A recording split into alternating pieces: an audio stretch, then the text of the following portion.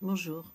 Dans ce petit taudis où je vis, où je me plais quand même malgré tout, il y a un jardin, je vais vous parler de la relation d'emprise.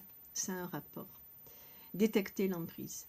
Tout d'abord, je m'appelle Hélène Larrivé, je suis l'auteur d'un livre qui s'appelle Secrets de famille, pouvoir et violence ordinaires dans des milieux au-dessus de tout soupçon. C'est un petit rapport. Alors, un test pour détecter les entrepreneurs, les empreneurs plutôt. Au ras de la moquette, mais justement, au ras de la moquette, parfois on voit mieux. Je m'en suis sortie, disons, à demi, pas complètement. Non. Mais je crois quand même pouvoir donner quelques pistes, parce que j'ai vécu pendant 20, 30 ans, c'est difficile de chiffrer une relation d'emprise. Alors, premier point, il ou elle est radin. Note, je vais employer le il parce qu'en la matière, il me semble, je n'ai pas fait d'études et peut-être que ce serait intéressant de le faire, que la prévalence des hommes est très importante par rapport à celle des femmes. Mais bon, je répète, je n'ai pas fait d'études là-dessus, d'études sociologiques précises, et je ne suis pas certaine qu'il y en ait vraiment. Donc, il est radin, d'une manière qui est, vous allez voir, absolument catastrophique parfois. Même s'il a de l'argent, en fait, ça ne change rien. Deuxièmement, il vous colle, au début du moins de la relation. Il faut tout, absolument tout lui dire. Il exige des précisions pour tout, même des détails sans aucun intérêt. Et au début, vous vous sentez flatté, mais parce qu'il vous aime. Surtout si vous avez eu, par exemple, dans votre enfance, un problème, disons, une sorte de désinvestissement de vos parents, par la force des choses, peu importe. Mais en tout cas, là, quelqu'un s'intéresse à vous. Il vous aime. Mais ensuite, sa manière est un peu trop insistante. Elle vous met mal à l'aise. Vous avez l'impression de devoir vous justifier. Puis à la fin, ça devient de plus en plus, presque malveillant, inquisitoire en tout cas. Vous devez rendre des comptes. Vous êtes en faute. Pour des détails, des choses absolument ridicules. Voilà. La réciproque, évidemment, n'est pas vraie. Ça prend des années. Ce n'est pas quelque chose qui vient immédiatement, sinon vous partiriez, évidemment, très vite. Là, ça peut prendre des années. Donc, par contre, vous ne savez absolument rien sur lui, ni ce qu'il fait, combien il gagne, rien du tout. Au début, je pensais d'ailleurs que mon mari était issu de la DAS, parce qu'il ne parlait jamais de sa famille. Je sentais qu'il ne fallait pas en parler, que c'était quelque chose qui lui faisait du mal. Donc, je ne posais pas de questions. Ou qu'il avait été abandonné, proscrit, enfin bon, j'ai découvert la suite. C'était pas du tout ça. Voilà. C'est pourquoi quand on voit des femmes de truands ou d'hommes politiques affirmer qu'elles ne savaient rien, absolument rien, des méfaits de leur mari, moi je les crois. Ça peut être évidemment une pause, mais je les crois, parce que ça pourrait être tout à fait mon cas d'ailleurs. Voilà. Troisièmement, il gâche les joies en général, exprès. Aujourd'hui, je sais que c'est exprès. Avant, je pensais que c'était qu'il n'était pas futé, mais non. Retard systématique, quand il arrive, on n'en peut plus, on dort, on n'a plus envie de le voir. Désorganisation, soudain la voiture tombe en panne parce qu'il n'a pas pensé à faire réviser un truc, et bon, à ce moment-là, le beau voyage se termine à pied sous la pluie, enfin bon, c'est toujours des choses comme ça. Exigence impossible ou trop coûteuse. Il exige que vous achetiez une robe extrêmement chère, du coup, vous garez en double fil, votre voiture est embarquée en fourrière, sans arrêt. Tout pour lui, toute joie est transformée en pensum, en corvée. Au fond, il ne veut pas que vous soyez heureuse, c'est l'impression qu'on a, ni qu'autour de lui les gens le soient. Je ne sais pas pour quelle raison. C'est la culpabilité peut-être, sa mère n'était pas heureuse, il n'a pas envie que vous le soyez. Je ne sais pas, ça évoque quand même un petit peu, effectivement, ça évoque un peu psychose. Parce qu'en fait, en faisant ça, il se détruit lui-même aussi. Bon, c'est mystérieux. En tout cas, il fait tout pour que vous soyez dans la merde. Ça, c'est clair. Peut-être qu'il veut vous tenir comme ça. Il juge que en vous mettant dans la merde, vous serez plus ferré. Il doit y avoir une raison, je ne la connais pas. 4. Les débuts ont été très rapides. Parfois, il vous a demandé un mariage pratiquement le même jour, sans avoir eu de rapport sexuel. Ça, c'est quand même assez bizarre. Ça a pu vous toucher. Vous vous dites, celui-là, il n'y en a pas de pareil. Il vous aime. En fait, c'est très mauvais signe. Très mauvais signe. Ensuite, bon voilà, il a eu une enfance difficile, ça. Dorée, dans son cas, mais malheureuse. Ça vous a été expliqué X fois, avec X détails, des journées entières. Sa mère a été cruelle, elle a été désaimante, elle l'a exploité, il en a bavé. Cela peut être exact d'ailleurs, c'est pas, je ne dis pas le contraire, ça peut être vrai. Vous lui devez, alors là ça commence à devenir un peu plus embêtant, vous lui devez le bonheur qui lui a été refusé. Bon là, ça devient un peu plus gênant. Mais ça vous touche. Vous allez le sauver. Et c'est vrai, peut-être. Mais au prix de votre détriment. Et ça, vous ne le savez pas. Vous ne pouvez pas le prévoir. Vous pensez naïvement qu'en sauvant quelqu'un, c'était normal, puis bon, de toute façon, vous l'aimez, il allait vous aimer d'autant plus. Pas du tout. C'est le contraire. Et ça, vous ne le savez pas. Parfois, alors ce qui est très curieux, c'est qu'il conserve avec les méchants, ou les méchantes, si on veut, de son roman familial, d'excellents rapports, qu'il prétend formels, mais qui vous gênent. Et si vous vous accrochez avec eux, parce qu'ils vous haïssent évidemment, il va se défausser et parfois même prendre leur parti. Vous ne savez plus où vous en êtes. À cette occasion, d'ailleurs, vous vous apercevrez qu'il a un peu enjolivé la réalité, ou noirci, enfin c'est comme on veut. Il s'est attribué le rôle de Caïd, qui n'est pas toujours en fait conforme au personnage réel qu'il est, et une telle dont il parle avec une certaine condescendance que vous ne connaissiez pas, en réalité le domine, il la redoute, surtout son mari, et il mendie leur approbation, qui en fait lui est concédée, mais à condition, conditionnellement. Et la condition, ça peut être votre sacrifice. Par exemple, se déterminer contre vous au cours d'une altercation violente, injuste, au cours de laquelle tous vous sont tombés dessus. Vous ne savez plus où vous en êtes. Vous êtes complètement perdu. Vous essayez de l'aider et il vous tire un coup de couteau dans le dos. C'est impossible à comprendre. Son maître mot, c'est « tu exagères ». Il n'est pas exclu qu'il agisse exactement de même contre vous en les utilisant. Il divise pour régner. Et lorsque les premiers bourreaux, entre guillemets bourreaux, vont lui faire défaut, il suscitera, ou il aura déjà en réserve, parce qu'il a toujours des réserves, une autre femme qu'il va utiliser contre vous comme il vous a utilisé contre sa mère, par exemple, ou une de ses sœurs, peu importe. Le compte y est, la configuration est reformée. Il ne peut pas vivre en dehors de cette configuration. Deux personnes qu'il va monter l'une contre l'autre sur lesquelles il va s'appuyer. Il ne tient jamais ses promesses, ça il faut le savoir. Il ne remplit jamais sa part d'un contrat. Il dénie même les avoir faites. Ne voit pas de quoi vous voulez parler, il a oublié. Il veut vous maintenir en fait dans l'inquiétude et lui se sentir libre, seul, sans enfant, sans charge.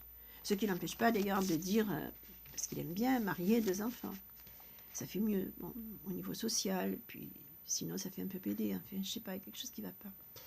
Vous êtes folle, qu'est-ce que vous inventez ces histoires? Il a tout oublié, alors notez tout, tout.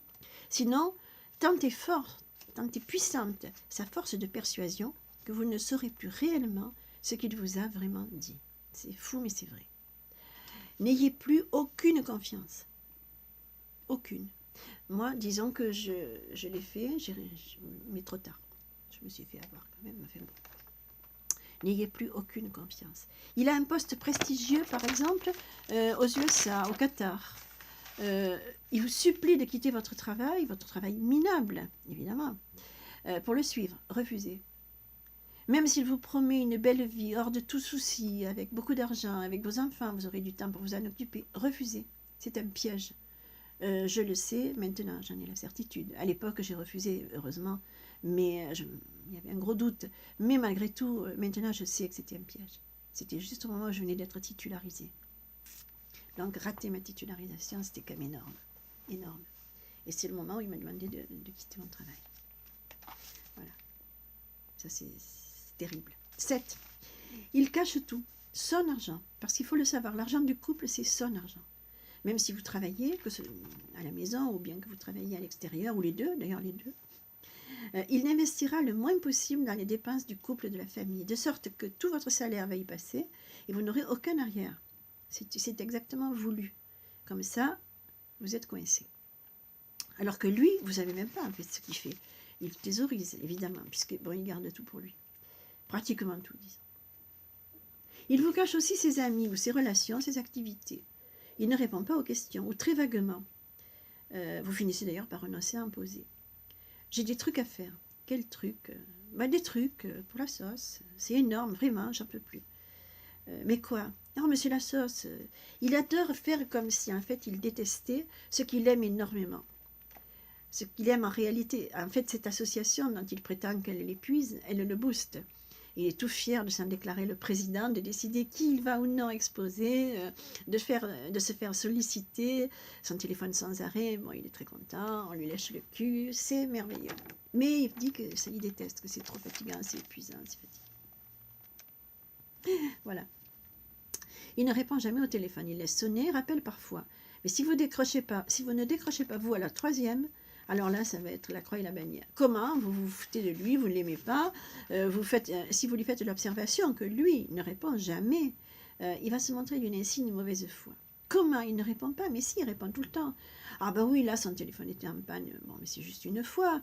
Comment? Il est en retard? Mais il n'est jamais en retard, etc. C'est épuisant. Vous sortez de ces discussions où vous avez dû lui démontrer, et d'ailleurs, vous n'avez pas démontré, que la Terre était ronde, épuisé, laminé, claqué, vanné. Ça peut durer des heures, c'est terrible. C'est comme si devant un camion, il vous certifiait que c'est une sauterelle. Vous lui dites, mais si, c'est un camion, regarde, il a des roues. Et qu'il vous réponde, mais il y a des sauterelles qui ont des roues, enfin, voyons. C'est des discussions en tête à tête. C'est ça qui est terrible. Parce que quand on est à plusieurs, jamais, ça n'arrivera jamais. Mais en tête à tête, c'est l'horreur. Ce qui fait que vous le fuyez d'ailleurs. Vous essayez d'éviter le tête à tête, absolument. Il vous traite de folle. 8. Sachant ce qu'il veut et ce qu'il ne veut pas, et redoutant surtout sa colère, parce que ses colères sont terrifiantes, nous allons voir. Vous vous alignez automatiquement sur ce qu'il veut, sur ses dictates, sans même qu'il ait à lever le ton, sans même qu'il ait à parler. C'est une sorte d'autocensure. S'il est hyper branché fric, par exemple, ce qui est le cas très souvent, et que vous vous décidiez enfin à le quitter, vous ne lui demandez rien, rien. Épuisé par avance par ce qui va s'en suivre, par les interminables discussions qui vont avoir lieu, même si vos économies sont conséquentes, et elles le sont, vous redoutez en fait aussi son hyperviolence, parfois physique, quitte à crever de faim. Car lorsque de l'argent est en jeu, pour lui, rien ne compte, plus rien ne compte.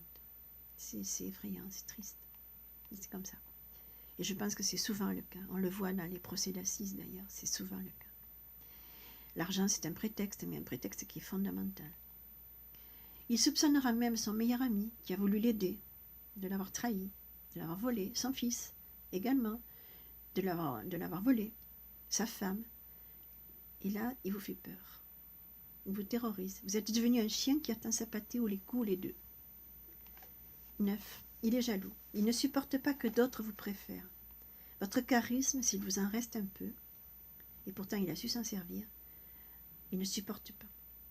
Et s'il vous trompe, le mot n'est pas juste, s'il zoome avec une autre femme, ce sera de votre faute. Je suis bien obligée d'aller respirer ailleurs. Étant donné l'ambiance, ça me permet de tenir. Oui, ça, je l'ai entendu juste après la naissance de mon fils. Vous devriez le remercier, c'est de votre faute. Sinon, il vous aurait quitté. Et qu'est-ce que vous auriez fait sans lui? Il vous reproche des postures contradictoires. Tu te mets trop en avant, ça gêne les gens. Machin, par exemple, il ne supporte pas. Sois plus discrète, notez-le. Machin, entre parenthèses, il est au courant de rien. Bon, mais c'est juste pour dire. Et puis, si épuisé, vous jetez l'éponge, alors là, il vous reprochera de ne rien faire. Tu es d'une passivité incroyable, d'une paresse pour les affaires. Heureusement que je suis là, c'est moi qui fais tout. Notez-le aussi. Notez-le. Ce qu'il vous reproche, c'est d'exister. Non pas d'être trop voyante ou trop effacée.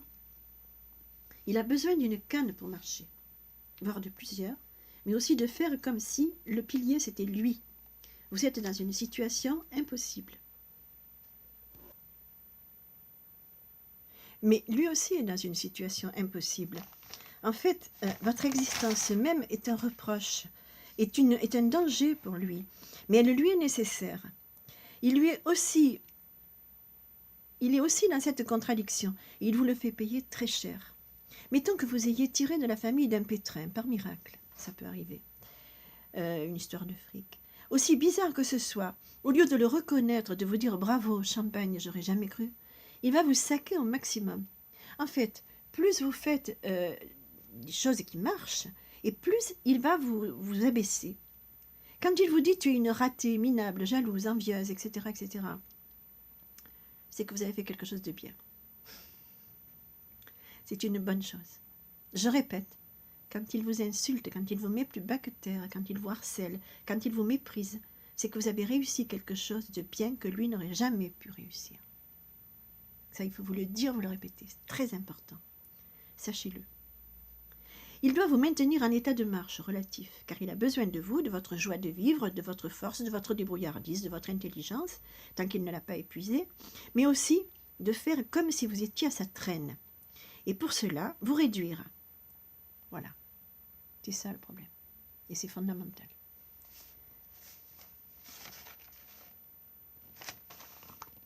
Je m'arrête 2 secondes là-dessus. Et quand il vous propose quelque chose, pour la forme,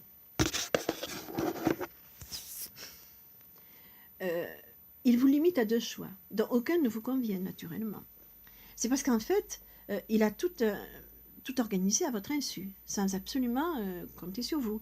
Donc il fait semblant de ne rien y pouvoir. En fait, il inverse la cause et la conséquence. 11. Il vous isole. Vos copains sont nuls, bêtas. Vous vous éloignez d'eux sans même qu'ils le demandent d'ailleurs. C'est une autocensure. Vous ne voulez pas d'histoire, vous ne voulez pas les humilier. Et ensuite, vous vous éloignerez d'eux, d'autant plus parce que vous aurez honte de vous. Il y a 2 manières de vous éloigner. La première, c'est un peu pour les protéger. Et la deuxième, c'est pour vous protéger, vous, en somme, parce que vous avez honte de vous. Et là, vous êtes vraiment fragile à ses dispositions. Parfois, ils vous font à changer de pays ou de région pour la sienne, ou celle où, par exemple, sa famille a élu domicile, de sorte que là, vous êtes vraiment ferré. 12. Il varie. Il varie, en fait. Vous êtes loué ou vilipendé pour les mêmes gestes. Il vous rend complètement dingue. Notez-le aussi, sinon vous allez vous y perdre vous-même. 13. Très important. Il jouit seul. Dans tous les sens du terme, votre plaisir ou votre bonheur vient après coup éventuellement, mais ce n'est pas son souci. Et peut-être même, c'est pire. Il n'aime pas que vous soyez heureuse, bien, jouissante. Cela vous rendrait plus libre peut-être. Vous pourriez le quitter, je ne sais pas. Il faut qu'il vous fasse mal, ou plutôt bien, et tout de suite après mal. Pour que vous compreniez qui est le maître, qui décide de votre bonheur. Il va choisir par exemple, pour des vacances, un endroit où vous détestez aller, du moins à cette période, car il a décidé, lui, il a payé lui, donc par conséquent, c'est lui qui va choisir votre plaisir et votre souffrance.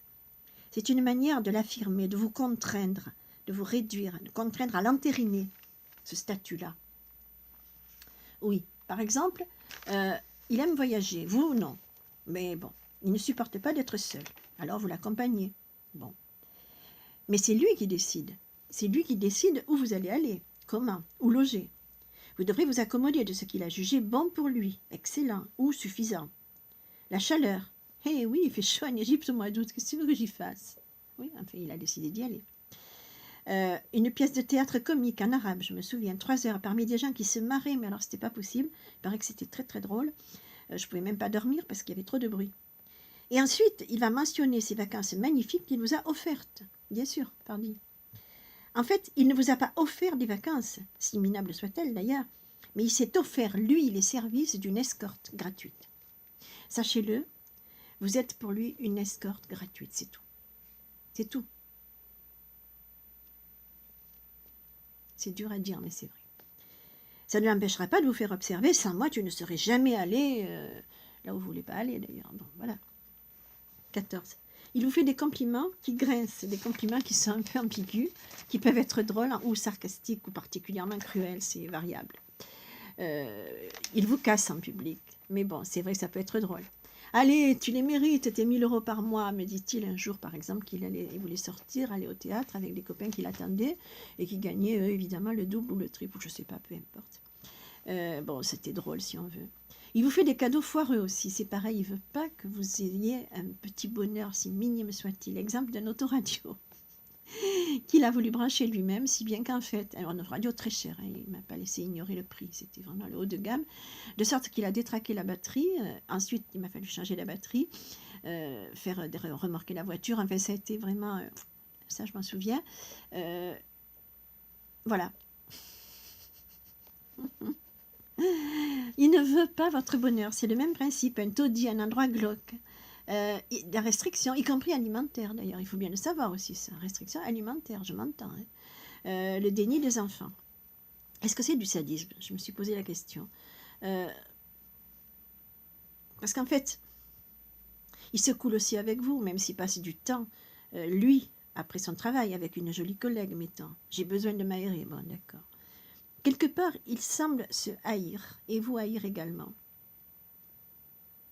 Il veut vous faire payer, en fait, le désir qu'il a pour vous. Je suppose que ça peut être un peu ça. Vous tuer symboliquement. En fait, il se haït et il vous haït, mais je crois qu'il vous haït plus qu'il ne se haït, et vous êtes un peu sa victime propitiatoire. Il y a quelque chose de malsain, profondément, en fait. Très profondément. Surtout quand ça touche les enfants. 15. Il a le droit de changer d'avis, lui. D'ailleurs, il ne change pas d'avis. Il a oublié l'avis opposé qu'il avait émis quelque temps auparavant. Il transforme. Il s'exprime de façon floue, incompréhensible. Dénie, en fait, ce qu'il a dit juste avant, ou dans une même phrase, il dit le contraire, du début et à la fin. Après, il vous dira, je n'ai jamais dit ça, tu te trompes, tu es parano. Notez également. Notez mot pour mot, parce que c'est vrai que le mot à mot est assez rigolo. Parfois, vous vous laissez presque persuader. Vous ne savez plus où vous en êtes. Et ça peut être très grave, c'est pas toujours marrant, vous conduire presque au suicide. Comme par exemple l'affaire de ce maçon. Il avait refusé de payer au dernier moment parce que j'avais demandé à l'étage en dessous, ce qui était prévu depuis le départ, hein, une salle de bain. J'acceptais de venir, mais à pour mon fils, parce qu'il y avait une école, un lycée très bien à côté, mais à condition d'avoir un appartement séparé. Donc séparé, ça voulait dire une salle d'eau, simplement. Et au dernier moment, il a dit non, il avait tout fait pour qu'on ne le fasse pas. En fait, il avait demandé au maçon de ne pas le faire. Et moi, j'ai demandé de le faire. Et il m'a dit, ben, je ne paierai pas dans ce cas. Ça a été l'horreur. J'étais obligée de faire un emprunt à un taux très important. Le maçon était furieux. J'ai passé des nuits sans dormir. Je n'ai pas osé demander à mes parents pour ne pas les avertir de la situation où j'étais, par orgueil, par pas les inquiéter. Enfin, c'était l'horreur. Ça m'a conduit pas au suicide, mais enfin, j'étais vraiment... Voilà. Ça, c'est très grave. Alors, 16. Il exprime des transports de joie ou de colère exagérés. Probablement qu'ils sont joués, je ne sais pas. Une fois, alors qu'il me disait me haïr, je lui demandais, alors c'est la seule fois, c'est arrivé qu'une seule fois. Mais pourquoi il m'avait dit le contraire la veille? Et il m'avoua, mais parce que je t'ai menti. Mais le problème, c'est quand ment-il? Voilà. Je ne sais pas. C'est étrange. Il est toujours dans le sens du vent. Pour le voile, à un moment où bien peu de gens osaient le critiquer, c'est-à-dire qu'il était contre moi à ce moment-là, de façon très violente. Et ensuite, lorsqu'il y eut un mouvement contre le voile qui était quand même majoritaire, mais longtemps après, il avait oublié qu'il était pour, donc il était contre. C'est dans le sens du vent toujours. Puis il a maintenant à nouveau, lorsque le mouvement s'essouffle, ben il sera peut-être pour. En fait, il est toujours du côté du manche.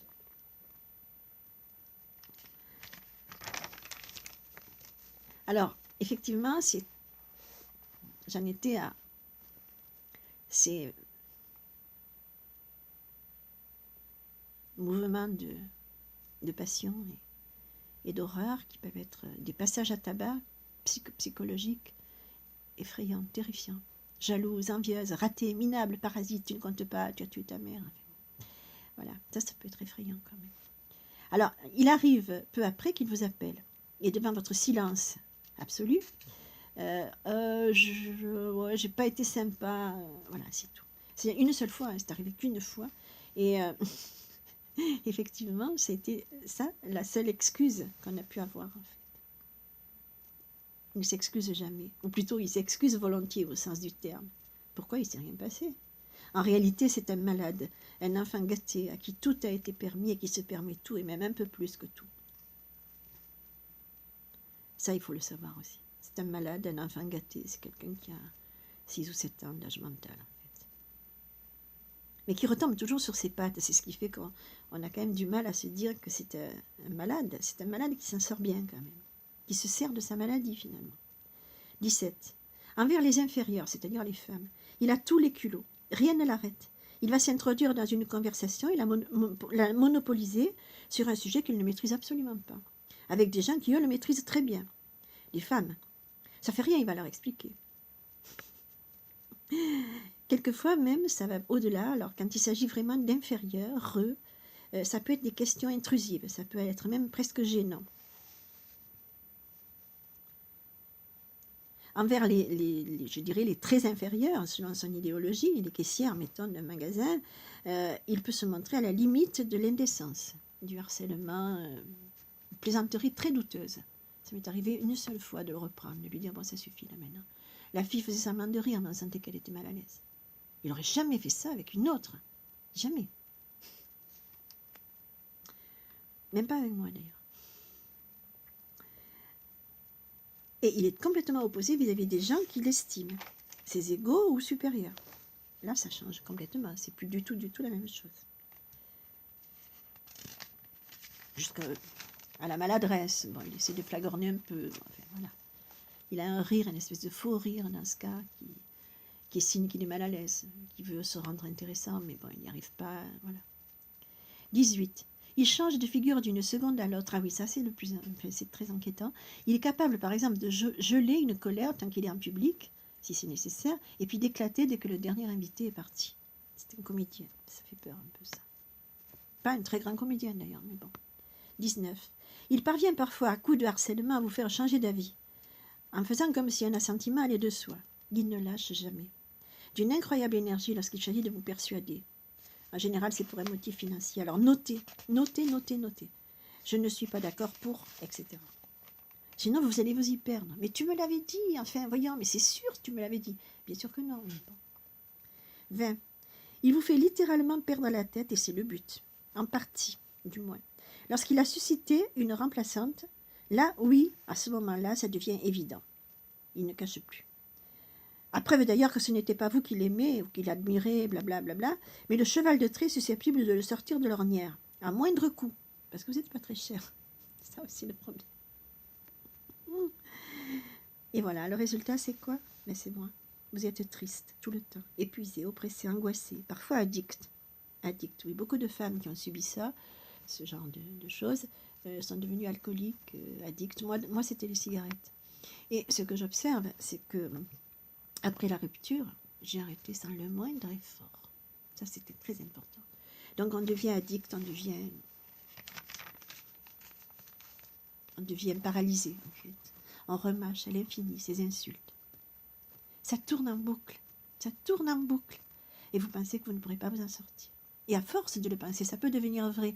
Alors, sachez-le, cette pensée-là, c'est la sienne. C'est celle qu'il a imprimée en vous, de sorte que, effectivement, vous le croyez. C'est pas vrai.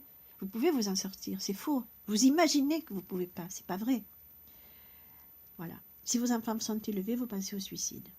Et c'est pareil, cette idée-là, c'est la sienne. Car il n'aime pas laisser un témoin de ce qu'il a fait. Et votre déchéance même peut représenter une sorte pour lui de témoignage à charge. Donc tout compte fait, votre suicide, ça l'arrangerait. J'ai souvent pensé ça, d'ailleurs.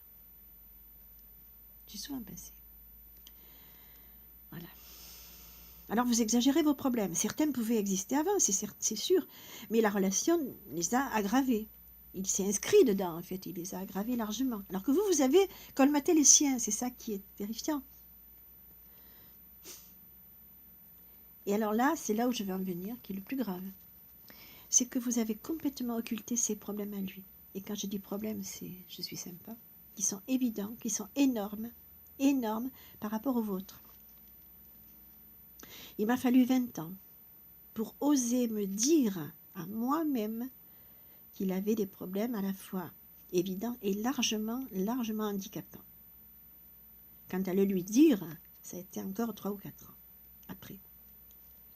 Quand moi, je me justifiais sans cesse au cours de discussions sur des questions complètement secondaires, pointées par lui avec une sévérité, une cruauté absolument incroyable, impitoyable. C'est quand même fou quand tu y penses. C'est impensable, mais c'est vrai. Eh bien, la relation d'emprise, c'est ça. Vous avez affaire à quelqu'un qui est borgne et pied-beau. Vous êtes légèrement myope et il va vous reprocher ça à l'infini et vous ne verrez même pas qu'il est borgne et pied-beau. Vous ne le verrez pas. Il s'arrangera pour que vous ne fassiez pas attention. Et il va vous taper parce que vous êtes légèrement myope. C'est ça la relation d'emprise. Vous n'avez pas le courage de l'affronter, de pointer ses défaillances qui lui imputent uniquement, qui sont énormes. Et c'est la dépression. Peut-être oui, vous n'avez pas eu ce courage par délicatesse. Eh bien, il ne faut pas être délicate, jamais, pas devant ce personnage-là. Il ne faut pas être délicate. C'est là qu'on se fait avoir. Il faut lui dire, tu es borgne. Voilà. Enfin, c'est une image. Et c'est la dépression, qui peut perdurer après la rupture, surtout s'il en remet périodiquement une couche.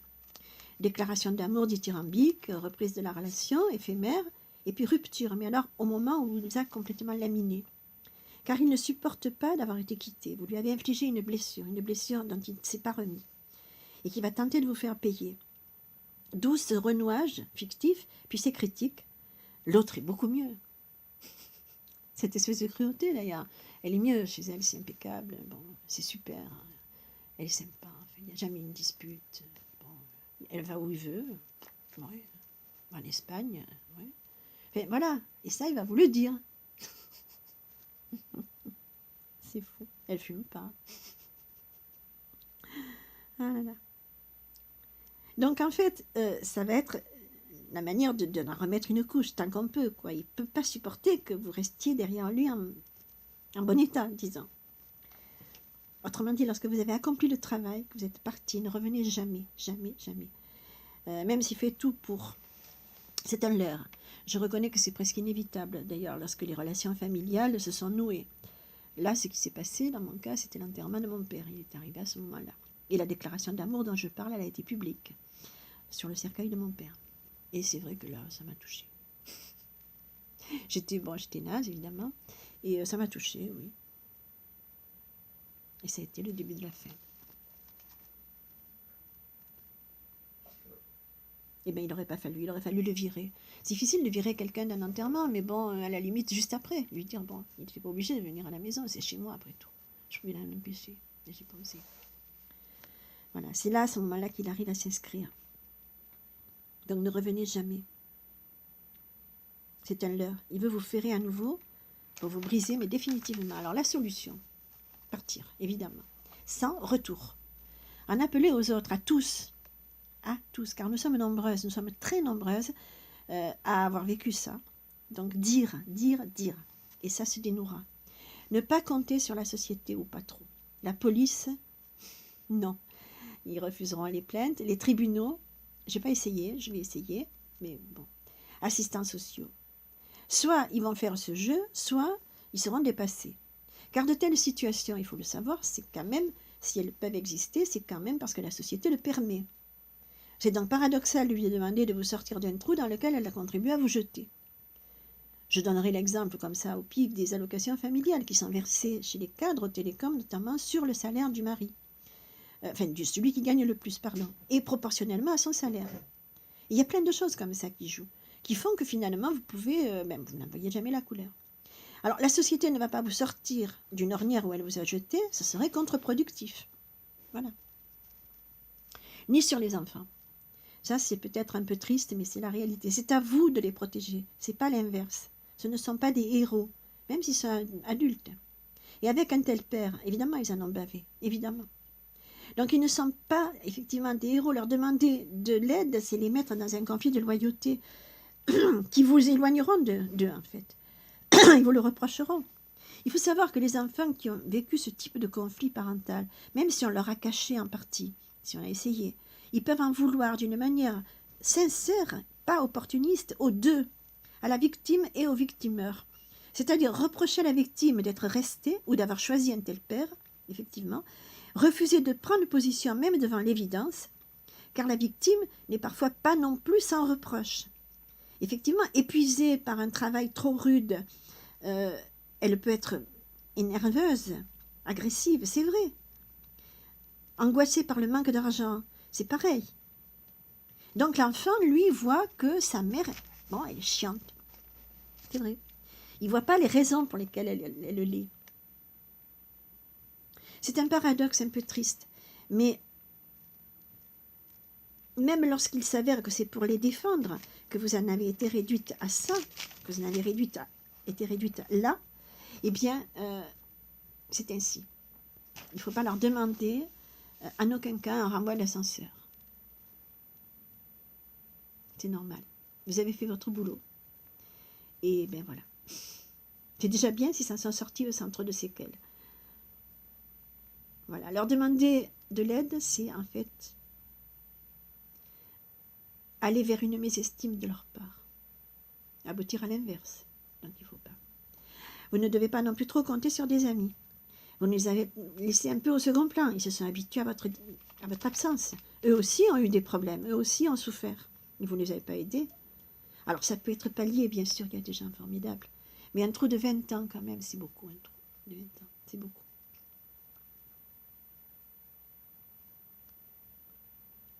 Ni sur la famille, à supposer qu'il vous en reste. Pour les mêmes raisons. Ça explique que des femmes tout au honte but soient revenues vers leur bourreau jusqu'à leur mort annoncée pourtant, parfois clairement, ou se soient laissées couler vers la clochardisation, l'addiction, le suicide.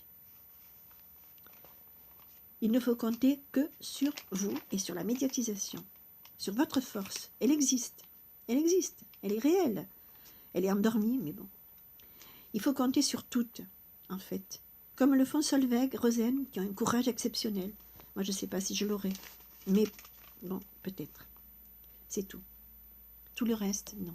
La société va vous bousiller avec des histoires de plaintes, de papiers, de trucs, d'avocats, et puis finalement, vous aurez, très souvent, vous n'aurez rien fait. Voilà. Bon courage.